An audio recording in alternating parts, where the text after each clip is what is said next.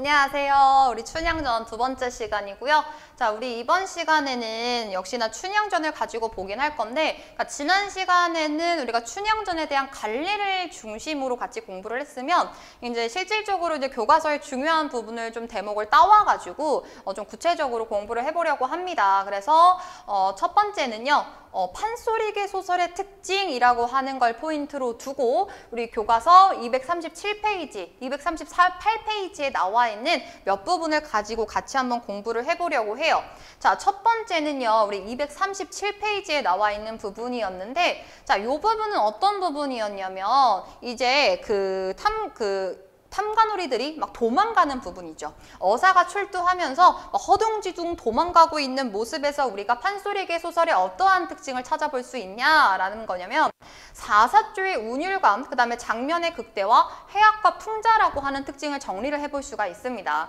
자, 우리가 판소리계 소설이 뭐라 그랬는지 기억나시죠? 그러니까 애초에 이제 판소리, 노래로 불렸던 게 글로 정착이 되면서 소설화된 거, 그걸 판소리계 소설이라고 일컬었기 때문에 판소리가 가지고 있는 이런 음악성이 아직 남아있다라는 거예요. 그래서 그러한 음악성을 우리가 어떻게 찾아볼 수 있느냐 했을 때 사사조라고 하는 건 우리가 글자의 수를 세주면 된다라고 생각해주면 되거든요. 글자가 4개, 4개 이런 게 자연스럽게 나열이 되어 있다라는 거예요. 한번 본문 보면 좌수, 별감, 끊고, 넋을 잃고, 이방, 호방, 혼을 잃고 이런 식으로 등장을 한다라는 거죠.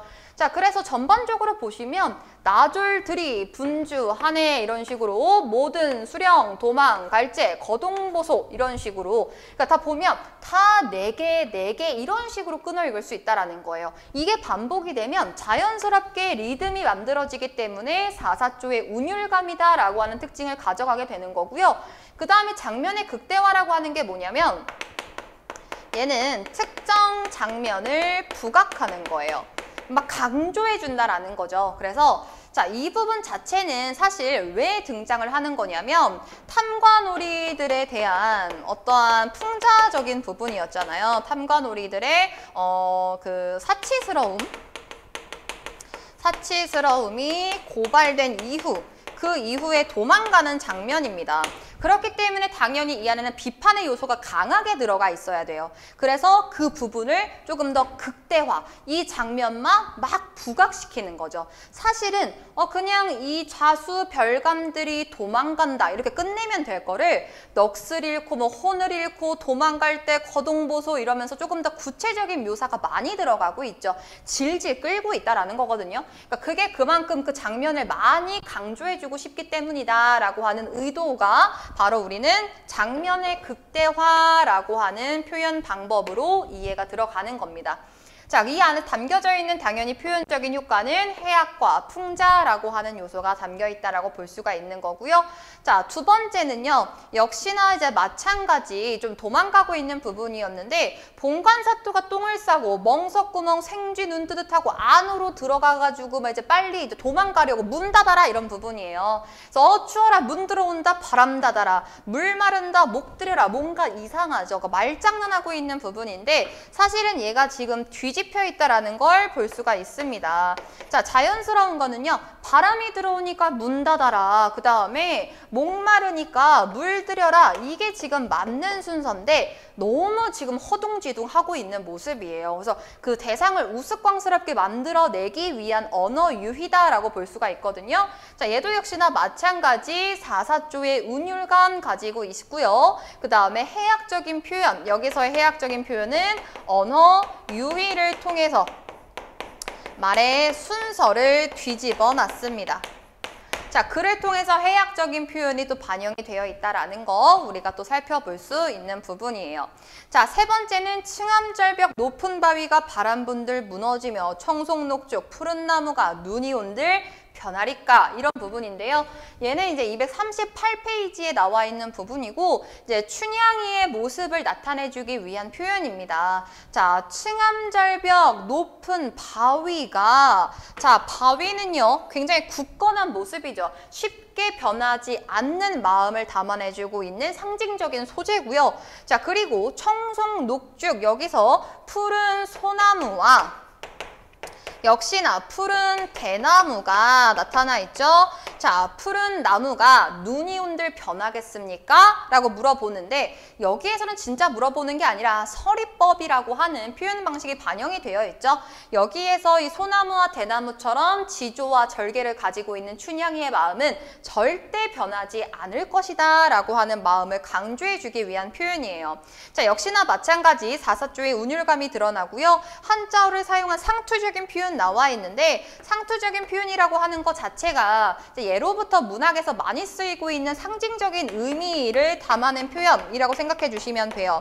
여기서의 상징적인 의미로 찾아볼 수 있는 게 아까 나와 있었던 바위라고 하는 단어, 그 다음에 소나무, 대나무, 이 단어가 결국은 우리 고전 문학사에서 상징하고 있는 게 바로 무엇이냐? 지조와 절개의 상징들이었다라는 거예요. 그래서 그러한 것들을 지금 갖다가 쓰면서 변하지 않을 이 지조와 절개의 마음을 가지고 있는 춘향이의 모습을 나타내고 있다. 우리가 이렇게 정리를 해볼 수 있겠죠. 사실 그래 내용적인 측면으로도 같이 보기는 했으나 이 포인트 자체가 판소리계 소설의 특징이고요. 가장 중심적으로 그려주셔야 되는 부분은 이 사사조의 운율감이라고 하는 이 포인트와 그 다음에 장면의 극대화, 이러한 부분들이 판소리계 소설에서 많이 나타나고 있는 특징 중에 하나다. 이렇게 그려볼 수 있습니다. 자, 우리 두 번째 포인트는 바로 몽룡의 한시와 관련된 부분입니다. 자, 교과서에서는 페이지 235페이지에서 한번 찾아볼 수 있는데 같이 한번 보시면 자, 거린이 어려서 한시나 깨나 읽었더니 여기서 아까 거지 신부로 등장을 했다라고 했었잖아요. 그래서 본인을 이야기하고 있는 겁니다. 그래서 몽룡을 가리키고 있는 표현이고요. 자, 내가 어려서 한시나 깨나 읽었더니 좋은 잔치를 당하여 술과 안주를 포식하고 그냥 가기 민망하니 차운한 수하사이다. 시를 하나 찍겠다라고 해요. 자, 근데 이 중간 부분에 어떤 내용이 들어가냐면 좋은 잔치를 당하여서 술과 안주를 포식했다라고 해요. 당연히 몽룡의 입장에서 이 잔치는 굉장히 사치스럽고 비판을 받아야 하는 잔치입니다. 자, 그래서 좋은 잔치도 아니고요. 그리고 거린 행세로 갔기 때문에 사람들이 푸대접을 해요. 그러니까 포식하지도 않았어요. 근데 이 부분 자체를 반어적으로 표현을 한 거죠. 자, 이러한 반어적인 표현의 효과도 같이 찾아주시고, 자, 그래서 이제 시를 짓습니다. 그래서 운봉영장이 시를 짓겠다라고 하는 표현에 반겨듣고 이제 글을 써줄 거를 내어주죠. 필연을 내어주어서 자중 사람들이 다 짓지도 않았는데 순식간에 글 2기를 지어내요. 그러니까 굉장히 좀 뛰어난 시짓기 능력을 갖고 있었던 게 바로 몽룡이에요. 자, 백성들의 형편을 생각하고 본관사또의 정체를 감안하여 지었겠다라고 하는 부분에서 이제 우리가 이 작품 안에 담겨져 있는 주제적인 측면도 예측을 해볼 수가 있습니다. 자, 이 밑에 있는 이제 한시가 제시가 되어 있고요. 그 밑에 이제 뜻과 같이 연결이 되어 있으니까 같이 비교해 보면서 보도록 하겠습니다. 자, 맨 처음에 금준미주 천일혈이요라고 하죠. 자, 금준미주는 금동이의 아름다운 술은, 여기서의 술은 바로 무엇이냐면 이 탐관오리들이 마시고 있는, 탐관오리들이 즐기는 술입니다. 자, 그들이 사치스럽게 이렇게 즐기고 있는 술은 일천백성의 피다. 철인혈이요. 그들의 피가 담겨 있는 것이다. 그리고 옥반가요. 옥소반의 아름다운 안주는 술과 마찬가지예요. 자, 그들이 즐기고 있는 이러한 음식은 일반 백성의 기름이다. 그들의 노고, 여기에서는 피와 그의 땀들이 담겨져 있다.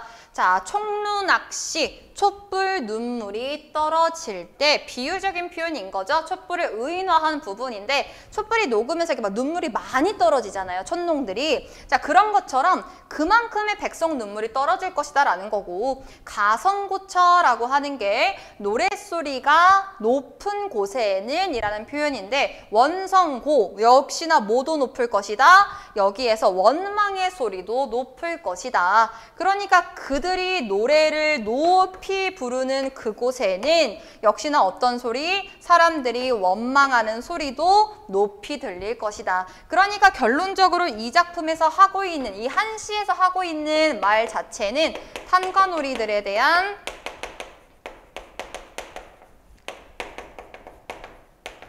비판의 목소리를 담아냈다. 우리가 이렇게 정리를 해볼 수 있겠죠. 자, 그래서 오른쪽에서 조금 더 정리를 해보면은요. 금준미주, 옥반가용 이러한 표현들은 이 수타라는 관리의 사치를 나타내주고 있는 표현입니다. 금준미주, 옥반가용, 금동이의 아름다운 술과 옥서반의 아름다운 안주라는 뜻이었죠. 자, 그 다음에 천일혈, 그 다음에 만성고, 이거는 백성들의 피, 그 다음에 만성고라고 하는 것도 백성들의 기름, 그들의 수고로움이었습니다. 그래서 수탈당하고 있는 민중들의 고통을 상징하고 있는 표현이었는데 이게 결국은 나타내는 게 무엇이냐면 부패한 관리의 탐욕과 착취하는 모습들을 풍자하고자 했다라는 거. 그래서 사람들은 마땅히 존중받아야 하는 인간들이다라고 하는 인간 존중 사상을 또 보여주고 있는 한시입니다. 자, 그리고 작품 전개상 이 한시를 지음과 전후의 분위기가 완전히 달라집니다. 이 이후에 이제 뭐가 등장을 하냐면 암행어사가 출두하는 장면이 그려지게 되기 때문에 이 한시를 기준으로 극적인 긴장감이 완전히 고조되고 있는 부분이에요. 자, 작품에 극적인 긴장감을 부여해 주면서 새로운 사건이 전개될 것임을 암시해주고 있는 거죠. 여기서 말하는 새로운 사건은 암행어사가 출두할 것이다 라고 하는 알려주고 있는, 우리 예견해 줄 수 있는 부분이다. 이렇게 정리해 볼 수 있겠죠.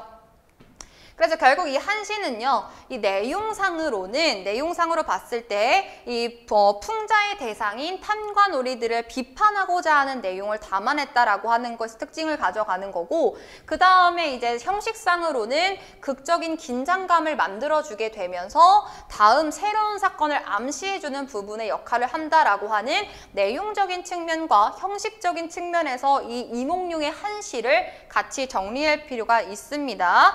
굉장히 중요한 부분이에요. 자, 그 다음에 이제 세 번째는 이 작품에 반영이 되어 있는 표현상의 특징을 기준으로 우리가 몇 가지를 분석을 해보려고 하는데, 자, 첫 번째는 바로 이리 가며 수군, 저리 가며 수군 이런 부분이 등장을 해요. 자, 이 부분에서는 이렇게 수군수군 된다라고 하는 표현이죠. 그래서 의성어를 활용했다라고 하는 건데, 이런 의성어를 활용했을 때의 효과는요, 조금 더 작품 자체에 생동감을 부여해 줄 수 있고요. 뭔가 진짜 현장에서 이루어지는 것처럼 그런 생동감을 부여해 주면서 음악성을 또 역시 부여해 주기도 합니다. 왜냐하면 이런 의성어나 의태어는 보통 많이 반복이 들어가죠. 그래서 첩어라고 불리기도 하기 때문에 이러한 반복적인 요소는 결국에 운율, 이제 리듬을 만들어낼 수 있는 요소다라는 거. 자, 그리고 어사출두를 조금 더 실감나게 표현한다. 그래서 아까 뭐라 그랬냐면 작품 전체에 생동감을 부여해주는 역할을 한다라고 이야기를 하기도 했었죠. 자, 두 번째는요, 달 같은 마패를 햇빛같이 번쩍 들었다라고 하는 이제 출두 장면을 그려주고 있는 건데, 자, 두 가지의 비유적인 표현이 들어가 있습니다. 자, 우선은 이 마패라고 하는 원관념이죠. 내가 나타내고자 하는 게 바로 마패였는데, 이 마패가 뭐와 같냐면 달과 같다라고 표현이 되어 있고요. 이 마패를 들고 있는 행위 자체를 나타내주고 있는 거죠. 자, 드는 모습을 어떻게 표현을 했냐면 햇빛같이, 또 햇빛에다가 비유해서 표현을 해주고 있었어요. 그래서 여기에서는 마패를 달과 햇빛에 비유해서 어사또가 백성들과 춘향을 구해낼 것이다. 그래서 마땅히 이걸 많이 비춰줄 수 있는, 온 세상을 비춰줄 수 있는 달과 같은 존재, 햇빛과 같은 존재, 그들에게 어떻게 보면 구세주와 같은 존재이기 때문에 그걸 지금 비유적으로 표현해내기 위해서 지금 마패라고 하는 원관념을 달과 햇빛이라고 하는 보조관념을 통해서 비유적으로 표현해내었다. 이렇게 또 정리를 해볼 수가 있습니다. 자, 그 다음에 외치는 소리에 뭐뭐 안이 떨려, 동서 문이 막 진동을 한다라고 하는 부분인데, 자, 여기에서는 아무리 내가 소리를 크게 질렀다고 해도 막 산이 무너질 정도도 아니고요. 막 문이 떨어질 정도도 아니잖아요. 그러니까 그 장면 자체를 지금 과장하는 거예요. 그래서 과장법이 활용이 되어 있다는 거 볼 수 있고, 자, 그만큼 강력한 이 어사또의 위세를 강조하기 위한 표현이었다라는 겁니다. 자, 그래서 역시나 어떤 장면을 특정하게 보여주고 강조한다라는 건 그 부분에 담겨 있는 어떤 특징들에 주목하고자 하는 어떠한 그 의도를 가지고 있거든요. 그러니까 여기서 위세를 강조하기 위함은 이 인물을 강조하기 위함이었고, 이 인물이 그 부분에서 왜 강조가 되는지 내용상의 흐름을 같이 파악을 해야 정확하게 이해를 해볼 수가 있겠죠. 자, 우리가 교과서에 따온 부분은 크게 지금 세 가지로 특징을 정리를 해봤거든요. 첫 번째는 판소리의 특징을 가지고 아까 나왔던 사사조의 어떤 음수율이라는 거와 리듬감적인 부분과 그 다음에 뭐 장면의 극대화 이런 것들도 그려볼 수 있었고요. 그 다음에 특히나 중요했던 건 이몽룡이 지었던 한시의 내용 또 정리해 봤었고, 표현상의 특징에 따라서 물론 여기까지만 나와 있는 건 아니지만 뭐 의성어가 많이 활용이 되고 있고, 그 다음에 보조관념이 활용된 이제 비유적인 표현들, 그 다음에 우리 장면의 극대화라든지 부분적인 부분에서도 과장법이 활용이 되었다라는 거. 자, 이러한 것들을 기준으로 우리가 내용을 꼼꼼하게 정리를 해보면 되겠습니다. 좀 꼭 꼼꼼하게 공부를 해보시고요. 필기도 역시나 꼭 여기 있는 거와 관련해서 체크해 두시면 되겠습니다. 모르는 거 있으면 반드시 질문하시고요. 수업은 반드시 빨리빨리 돌리지 말고 끝까지 꼼꼼하게 들으셔야 돼요. 수고하셨습니다.